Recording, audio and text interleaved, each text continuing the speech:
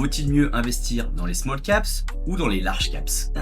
Plutôt les large caps. On répète souvent que les small caps, les petites boîtes, ont tendance à plus rapporter que les grosses. J'ai donc comparé les ETF small caps avec les ETF large caps et sur 15 ans, 100 € sur les large caps aurait donné 838 € aujourd'hui, alors que les small caps 521. En Europe, sur 15 ans, c'est un match nul. 8% par an des deux côtés. Mais dans chaque crise, les petites tombent plus fort. On observe beaucoup plus de volatilité sur les small caps. La deuxième chose, et c'est la plus importante, pour choisir une action, il faut l'analyser, et pour l'analyser, il faut de la donnée. 10 ans de résultats, de marge, de dette, la trésorerie, les prévisions du management, les earning calls, les rapports annuels, etc., etc. Tout ça, sur une large caps, ça existe, c'est facile à récupérer, c'est propre, c'est comparable. Sur une small caps, c'est plus compliqué d'avoir ce genre de données. On va avoir quelques années d'historique, pas forcément de guidance, des comptes sur la trésorerie pas forcément complets, et une action que tu ne peux pas analyser, tu ne l'investis pas, tu la paries. Le troisième point, c'est le contrôle. Une entreprise comme Meta, Google ou Amazon,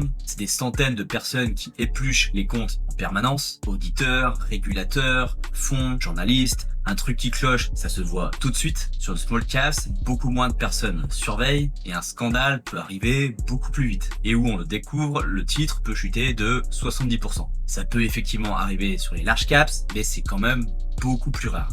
Alors oui, il y a des périodes où les small caps gagnaient plus, de 2000 à 2011 par exemple, mais sur ces 15 dernières années, les large caps ont largement pris le devant et sont beaucoup plus faciles à analyser.